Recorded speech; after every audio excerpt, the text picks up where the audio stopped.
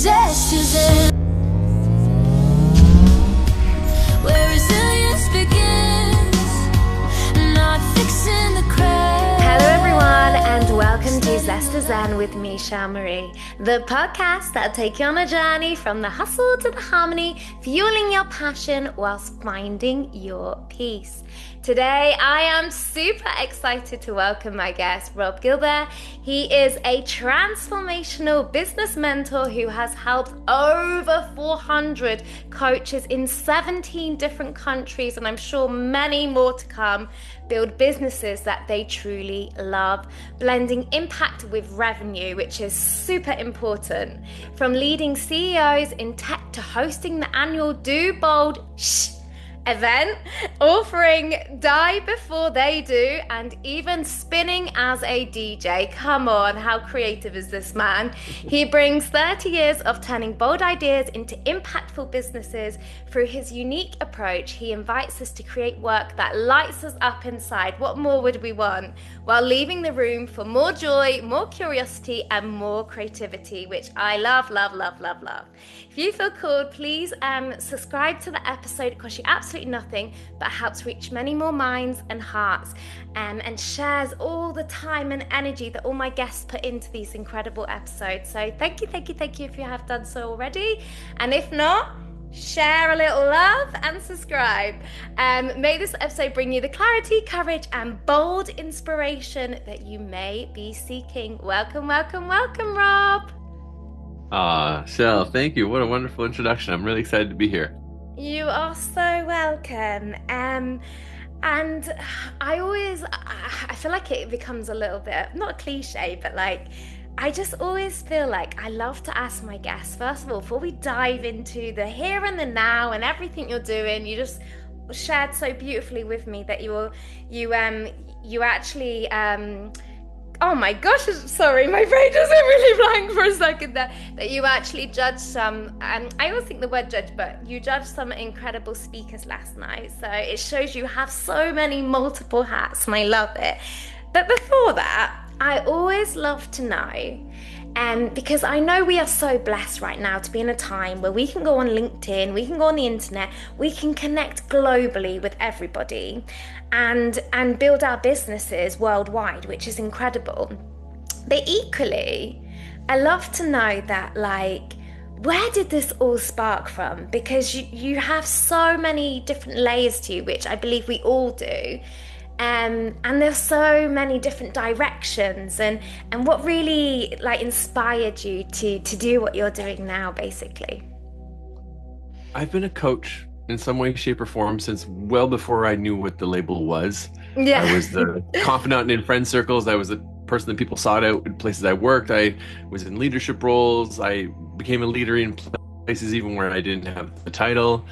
And you mentioned, I've done a bunch of different things. So 3 careers. First career was DJ, music producer, record label owner. I toured. I played at Ultra Music Festival in Miami. I played at Burning Man. I played in Europe.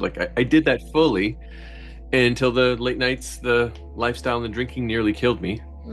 Second career was I was head of people and culture, mostly in tech companies. And the best part of that work for me was the coaching of the leadership team, was coaching the CEO, was being the trusted ear for the person whose vision it was that we were bringing to life with the organization. And that part didn't feel like work. Well, all the other stuff and office politics and nonsense, and it was draining. Yeah. That part did not feel like work. So as I started to feel the pull that I needed to shift something, and I knew I wanted to change and get back to running my own life and feeding my own creativity and controlling my time and my freedom and doing work that felt more impactful, before I had the guts to do it, I was just sharing online. Yeah. Here's what I'm doing in my life. Here's what's going on. And it was with habits then. I was documenting my journey. I was just like, this is what I'm doing. And people started asking me. People started saying like, hey, whatever it is you're doing here, can you help me with that? So amazing. And that was the spark. And things have even changed since then. But that was really where the spark came from. And now I feel like I've got the life of my dreams because it uses my creativity. It uses my love for business and strategy, my deep care and adoration for understanding what moves people, what makes people more joyful, more creative, more confident. And it's a really fun place for me to play. I love that. I love that so much because I think, so often we can go into these roles and we can criticize them or pick them apart and say, oh, not this because this. But what I heard you say, which I love, is you, and I'm sure it was a process as well, but it sounds like what you did is you went, okay, well, I love that. I love that. A bit like a pick a mix. And do you know what? Who says we have to have that with that? Let's create what we want to create. And I just think, and even more so, you said something really powerful that I truly believe in, because I think, people say, oh, how long have you been, what qualification, blah blah blah blah, and I know it's all important, but equally, when there's that fire and that fuel inside you, and it's something that is an embodiment of you, it doesn't matter how many certificates you've had. Often you have been doing that role, if you want to call it a role, that whatever it is, which you so beautifully said, for probably way beyond even when you started thinking about it. And I can relate so much to that, because I think there's a reason why we call ourselves what we call ourselves, because we're kind of like, why am I always giving advice to these people? Or why?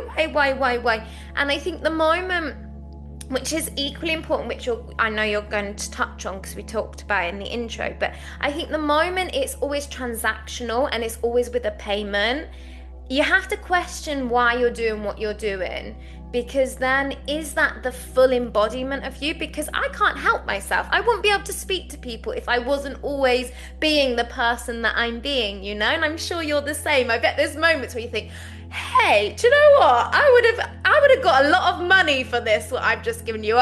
You're welcome.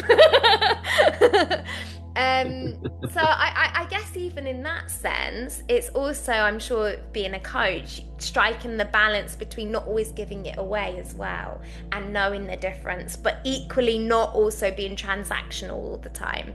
That kind of coherence and awareness. Yes. Well, they're not being transactional for me. It's the way that I build my entire business, which is built on relationships, caring about people, getting to know people. I got a referral today from one of my clients who sent a beautiful introduction message. And the person she's introducing me with is someone who I actually connected with last year. And we connected last year, and she lives somewhere that I think is beautiful. We commented on that. We had some exchange. And that was it. It was a human interaction. I didn't say like, hey, do you want to book a call? What problems do you have in your business? None of that. And this more human approach is, when you're not chasing the transactions, is when the abundance tends to come, in my opinion. And there's a couple things you said that I kind of want to click in on. And yes, I feel I'm at the point now where I am the divine designer of this experience.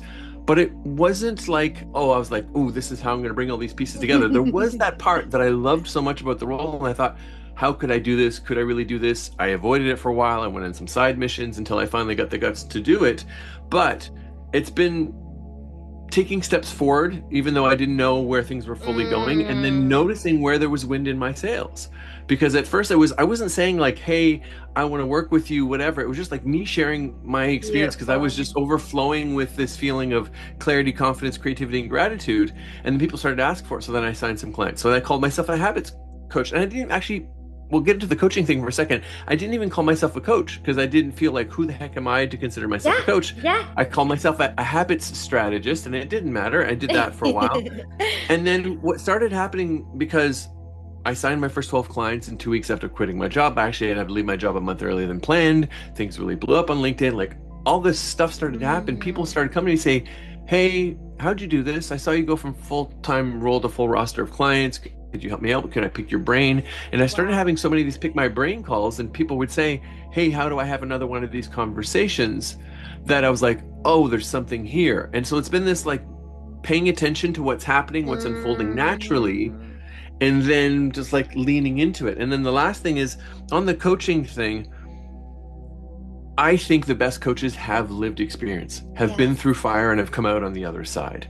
Great. And I do think pursuing and getting certain certificates are incredibly valuable, because there's a lot of people out there that are calling themselves a coach that have no business in calling themselves a coach, because they're just dishing advice and they don't understand what true coaching is and the power. Agreed. And yes, like I play this role of business mentor, advisor, and coach, because sometimes it's like, hey, Shel, do you want to hear what I think? And I'm giving very direct advice based on my experience, based on working with other people. Here's the three things you should do. Here's why I think this is the right move for you.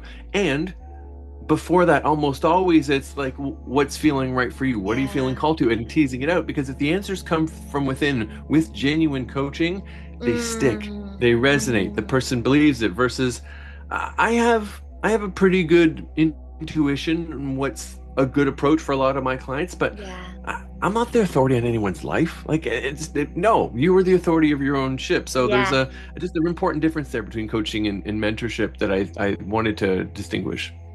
I love that. Thank you so much, Rob. And I agree. And that's why I love having these conversations, because it starts one way, and I love that it's kind of something's thrown out, and then it's disinset. We go through it and we bring it back to life. And this happens so much. Like, I feel like anyone who ever watches Zest, they think, oh, don't take any notes, because you'll find you'll have every single angle, and that's the beauty of it. Because what you just mentioned so beautifully, whether we want to call it intuition, whether we want to call it an inner compass, whatever we want to put the name on it, and I believe, again, when you are so fixed on, like, oh, I won't respond unless, or I won't do, you close the doors. Whereas what you so beautifully highlighted is, to start with, okay, people were saying, can I pick your brain? And if you immediately were like, no, no, no, okay, someone told me that to be a coach, you have to give them only this much time, you have to sign up for this first, or whatever it is. And I'm not saying people do that, but if we start putting kind of clauses in place before they've even got a chance to connect with us. Yes. I feel like, particularly a coach, it's a very human role.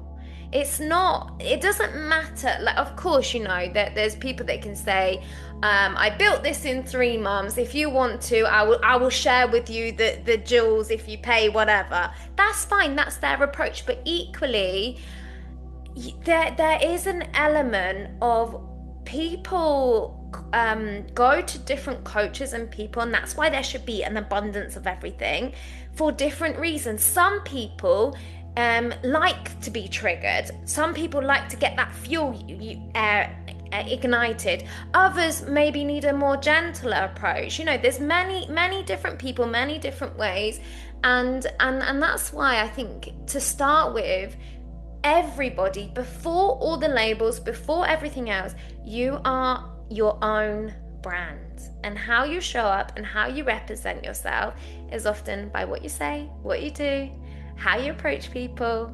And I think that's what people really connect to start with. It doesn't matter hundreds, millions, it's like, okay, do I actually want to have regular contact with this guy?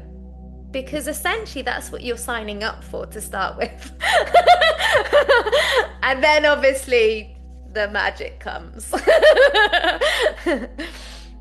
I think it's a really great point that you're making there, because my favorite definition of the word brand is, what do people say when you're not in the room? Exactly. What do people say when you're not there? And that is definitely how you approach things, what you say, and are you making someone feel like a transaction versus are you building an actual genuine relationship?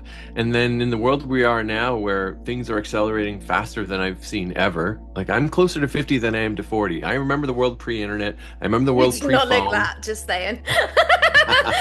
Thank Continue. you.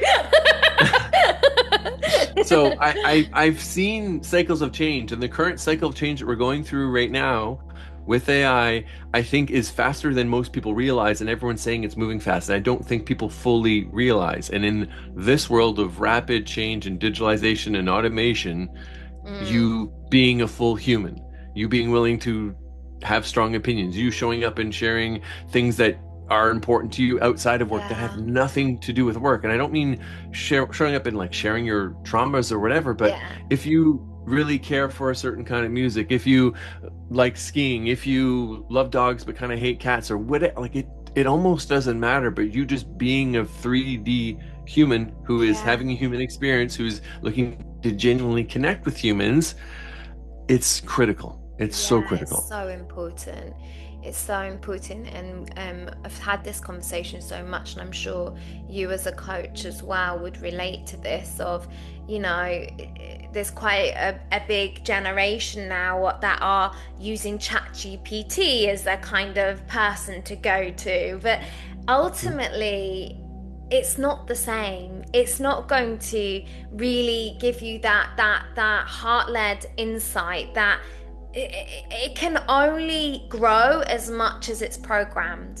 Whereas a person is a person. A person has their lived experience. They have their their all kinds of layers. Depends what the client is seeking. And it's not saying, again, don't do this, don't do that. A combination of everything when used used wisely is good. But equally, as we know, you can Google how someone did it and listen to their videos, and you can actually speak to the source. And there's a very big difference because, what's said in a video is very generic, whereas the whole purpose of a coach, a mentor, it is so personalized to you. And I think that's super important because even now, if I said, oh, and I'm sure you're going to share some strategies and things like that, but if I said, oh, could you share da da da da da da, again, there'll be only certain people that can resonate with that and align with that. But equally, they would need to have that conversation with you to really share like the core values and things like that. That human interaction, in order for you to help them see, again, we all have blind spots, we all have things we can improve on, and if kind of what we're doing right now hasn't really made much of a difference or an impact, we're kind of still going to be the same person on the same route. So maybe, just maybe, we do have a bit of a blind spot, Yes. No, that's my favorite quote around coaching is you can't read the label from inside the jar. And everyone's stuck in their own jar and they cannot see the label. And then that's the thing, like ChatGPT in particular, it is very agreeable and it's just likely to say yes. And you mentioned it earlier, different people are going to want to be challenged in different modes or not. And with a human who's lived through experience and someone who you trust and you trust enough to call you on your crap, that person will challenge you in a really loving way. But also, honestly, Shel, I think whether it's 6 months or 18 months, what Claude and ChatGPT and all the like can be able to do, they will be better than most coaches. And it will understand your values and it will fully understand you. And it's gonna wipe out so many people, jobs, businesses, and not to be like, ooh, doom and gloom, but like, this is the truth. And those who will stand out and do well and continue to thrive will be the ones who are being an unapologetic human, being someone who talks about like, these are the things that I screwed up. This is what I'm still learning. This is where my flaws are versus the robotic piece. And what's going to happen, and I'm excited about, is there's going to be this democratization of anyone is going to have access to pretty damn good coaching through online tools. And there's going to be an upper crust people who want the VIP experience, who are like, this is great. I want the human experience. I really connect with Shel. I like her sense of humor. There's something about her energy, and people will pay and want that premium approach. Agreed. Yeah, I agree with you. I 100% agree with you. And it's almost like not a 360, but it will. It's already heading that way. But like what you said, like with everything, when we have an abundance of everything, and this is, when I say like what you said, I don't mean these are your exact words, but for example, we'll get it and we'll get the results and we'll get the generic response because essentially we're actually all using that, so we are training that as well. But like what you said, there's getting the result and there's getting that real meaningful interaction, that community value, that just human experience, and that's what I think we're all losing a little bit. And like, um, yeah, that's what we're all craving. We're all absolutely craving it, and I agree with you. It sometimes has to almost go like that, and then people will almost be a little bit like, oh gosh, it's taking over, in order to come back again for people to say, okay, I like that, but actually, I don't know, I just feel this something inside that's like, okay, I achieved it. Have they got their fulfillment? Have they got that passion? Have they got that spark? And it's very different. Like now, talking with you, um, is very different to me just saying, oh, I would like to have a podcast with Rob. What would the experience be like? Oh, well, that sounds really great. It's very different. And essentially that is what it is. You're going to get that written, or maybe even, now that the technology is incredible, of it looks like you're even speaking to the person and they're speaking back to you. But again, that person intuitively and in that moment, and really understanding the depth of that person, is very different to something that's been programmed and then goes, oh, someone asked me this before, send that response, add their name Yes. in, so it sounds a bit more personal, Yes. Yes. And I think you're right that the polarization, as far as like we're going to one extreme and it leading to the other, and as far as the things I'm focusing on right now, they are in the two poles. It is nerding out and trying to learn as much as possible and becoming an AI first business, and building Yeah. my own app that's built on all my frameworks, all my teachings, all Yeah, my which tools, is that wise. within a few weeks that my clients are going to be able to go there and get a first response versus having to go watch a 15-minute video, while also playing on this far end where I'm doing more in-person stuff. And I've been doing, you mentioned my event earlier, Do Bold. Oh, I have a potty mouth. It's you. I saw you censor yourself at the top of the call. I was like, I'm going to Right. have to. So what I tend to do, Rob, just so you know, is I always liked, and I can gather that by you putting that in the introduction, but I always like my guests to start with that, and then we roll, because I feel like, I start the introduction strong, and I'm like, and they're like, "Woo, okay, someone's on fire today." Well, whenever I'm at guest, like if I'm leading a session or if I'm leading a workshop and I'm in someone else's community, or I've got a bunch of new people who are joining me for a session, I almost always start with some kind of caveat. By the way, I'm passionate about this. I get excited. It comes with colorful language. If that is offensive to you, I apologize in advance. It is not to offend you. It is just that is coming from a place of excitement. So we're on that sidetrack, because on the other end of it, I've been running these events for the last couple of years called Do Bold Shit. Last year we had people flying from 5 different countries to Toronto to attend. And then this year I'm doing in-person meetups in Athens, in Ottawa, in Vancouver, in Paris, in London, and I'm doing my Do Bold Shit event again in October, where in-person connection. And last month, like 5 weeks ago, I ran a retreat and mastermind in Tulum. And we had people fly in and spend 3 nights with us in Tulum and did business strategy stuff in the morning, and then we did deeper work in the afternoon, and it was magic. It really was. It sounds cheesy, but it was genuinely magic. The kind of breakthroughs people had, they realized, like someone said, I knew I was going to get all the business insights and strategy. I didn't think I was going to heal decades of family trauma. Someone else had an aha around a scarcity mindset they're having. Someone else realized, they walked away, they're like, I need to file for divorce. And they've since filed the paperwork for divorce. Like massive breakthroughs, because that person realized, actually the biggest bottleneck in my business is this unmade decision in my personal life. Like really, and that tough to do online. I'm grateful for the internet. I'm grateful that I've worked with people in 70 different countries, that you and I met online and here we are chatting. But to stand in a room, to shake someone's hand, to receive a hug, to feel the laughter, to be there when someone's sharing with a tear in their eye, like irreplaceable. And I'm glad for that aspect of things. Absolutely. No, I think just you highlighting that really shows the power of using AI and in person, because at the end of the day, we're not a robot. We can only do so much. So why not have that, like what you said, you've put that time, that energy, that investment into building a version of you that people can access immediately, which is wise. And then equally, like, then, it's not just, that's all I'm going to do now. Oh, that's easy. Because also there's no fulfillment for us there, because easy isn't always, the most fulfilling route, as we know.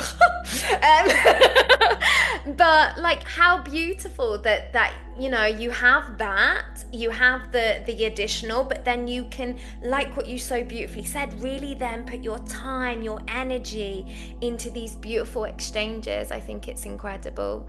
So again, thank you for highlighting that, and I'm sure we'll put it all in the description. So as you can hear, everybody, there's multiple layers to this man. Obviously, it's your time, it's your podcast. So if welcome to the Zest podcast, your episode. If there's anything else you feel like you would like to express that you haven't shared yet that would benefit the viewers, feel free. Who is the typical viewer? If we're like thinking about the cross section of who the typical people are listening, like who are the people that are tuning in and listening to your show? Tell me about that person, and then I'll give you a way better answer. That's a very good question, because there isn't like if you look on Zest, it is so unique to every single person's unique journey unfolding. We can go from generational healing, somatic work, to then someone telling me about an experience that happened to them the other week, So essentially what I would like to say, because obviously I want to give you an answer, is usually it's not just one theme. I like to think it's people that want to, there's something in their life that they want to feel empowered. They want to take that ownership back.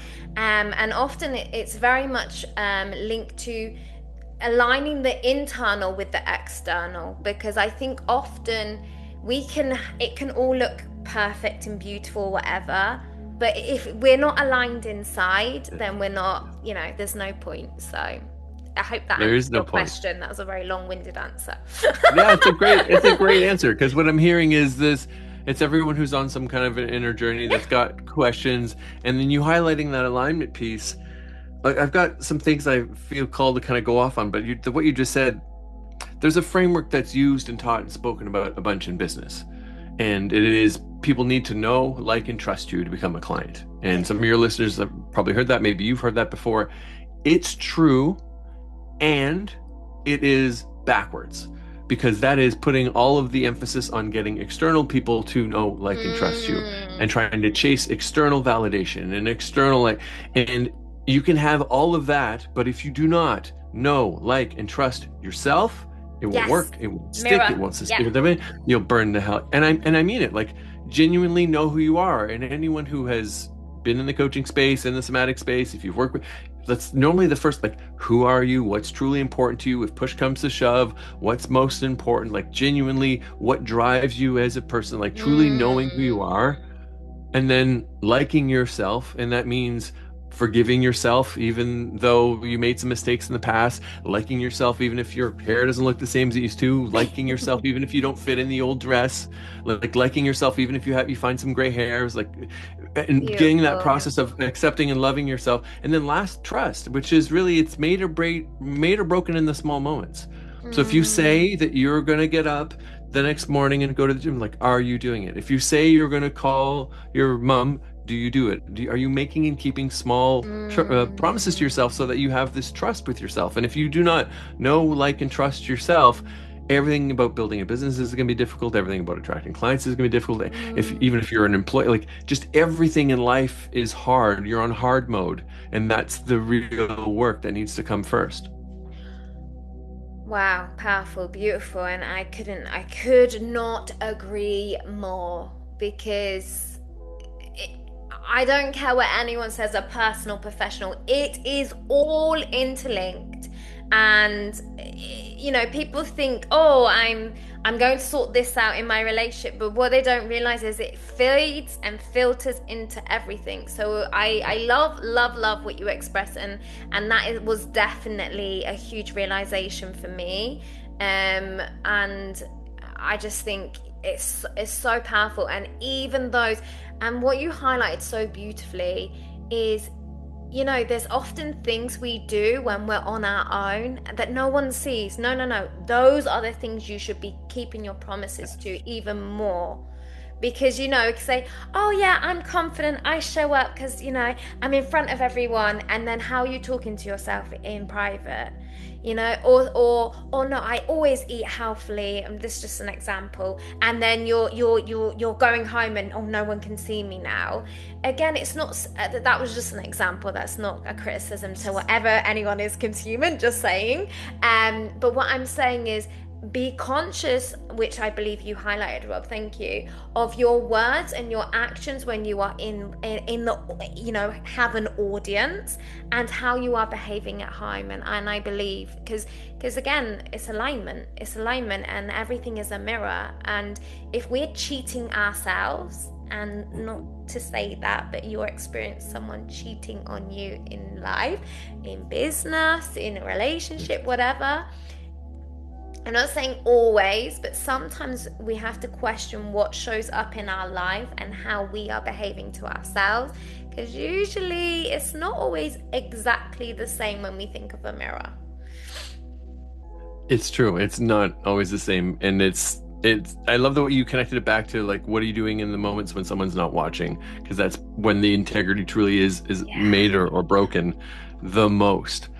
I'm thinking about there's things I'm fired up about right now because I'm playing in them. And now that I understand kind of who the audience is, and there's some insane opportunities right now. And we're really in a realm where, assuming you want to build a business, you want to carve your own path, like that's where I spend the most of my time, where you can either be creating, consuming, or abstaining. And abstaining is actually good. And this, I think, would apply to everyone, regardless of whether you're building a business or not, that like take hours away from this, put this in a closet at night, do something for an hour, 2 hours before you dare look at this in the morning. I am grateful for all the opportunities the technology has afforded me, but you need a separation with it. And then with the other side of it, there is still a window right now before AI continues to flood even more what's out there. And you can either be writing or recording videos or sharing your ideas and showing your creativity, your magic, your music in the world. Or what happens instead is most people, they think about the stuff they want, and then they just an hour a day, 2 hours a day, 3 hours in the evening, they're just watch others doing it. Yeah, exactly. You're instead of living your life. I need more information. No, do it. do it. And then the other thing is, with that in mind, is that the polarities that I'm talking about where I'm playing right now, that I would encourage everyone to think about what in-person time looks like, what more time face-to-face looks like, what spending time with friends, loved ones, people you care about, where there is actually no piece of technology in the room. Yes. And you talked about somatics, like that's all about kind of getting into the body and really focusing on human connection and community in whatever way that means for you. And for you, some of the people listening, it might just mean that you don't have a phone at the dinner table. I was dining at someone's house a few weeks ago and everyone had their phone at the table. And for me, I was just like, I don't understand this. And then I talked to a bunch of people and I realized, wait a minute, a bunch of people live that way. Like so that, and get curious about AI, get curious about technology. Like I cannot, it's the biggest buzzword. It's said too much. It's one of those things, like, I don't know that you can leave the house without hearing someone say it. It's in every freaking conversation. Like it just, and I really believe that most people are completely ignorant to what is actually happening right now. And it's not in the future, like the changes that are happening right now. And in a moment of seismic shift, like there's currently occurring, those who are leaning in with curiosity, who go, I don't know anything, but I can learn. This intimidates me, but I figured out difficult things in the past. I don't know, but I can find someone who teaches me. The opportunities that exist when there's this kind of a shift are like generational. Like it's like Absolutely. 1 in 5 centuries. And it's just, I know that everyone's talking about AI, but most people are flirting with it. Most people are using ChatGPT as a new version of Google. There's so much more to it than that. And I just focus on relationships, humanity in person, and get really curious about AI and what's possible. Beautiful. I love how playful and creative and poetic you are with words, and I just think it's so lovely, and I can see how you're coaching and changing the lives of so many, because it's not just what the knowledge you have and the expertise and the lived experience, but it's that beautiful exchange which we've just come full circle back to again. Really, Rob, thank you so much for today. May you continue to thrive and just unlock so many more paths, because I just feel there's so much still that you are creating, and I love it all. And I know you've shared so many incredible words, but what I always like to say at the end is, if there's anything you feel like, and it doesn't have to be related to it, anyone listening right now would really benefit from hearing, what would you tell them? Question everything your mind is saying to you. Just because there's a voice there, just because there's words, just because there's something that gets repeated enough becomes a belief. Because I fully, wholeheartedly believe that you can rewrite who you are. I have not had a drink in 11 years. I have changed careers completely. I'm a high school dropout who's made insane money doing work that fires me up, impacting people all over the world. And there's a vision that I have sometimes in my meditations where I'm reminded of this, where I'm zoomed up and I'm looking at the world above, and then I'm seeing almost like a floor plan of a house, but the roof is off. So I'm seeing all the separate rooms, and I'm seeing all the separate things. And some of those rooms are rooms that I have been in, and experiences that I've had, and relationships that I've been in, and places where I felt boxed in. And then I zoom up and realize it's all made, it's all fabricated. And what happens is we get stuck in these little playpens and these like rooms, and we don't realize that you can cross through, you can design it, you can truly change it. And it starts by questioning all your thoughts and challenging, like, is that true? Where did I get that from? Who's the first person that said that to me? Everything unlocks from your curiosity there. Thank you so much, Rob. And I know that you did that very discreetly, but I know you just revealed a lot about yourself, which I really appreciate. And I know equally talking about self-love previously was really beautiful of you to mention in this episode as well. Thank you so much. And I really appreciate this episode. And subscribe to share some love with this man. Thank you, Rob. Thank you, Shel. You're welcome. That's the magic that Zest is in.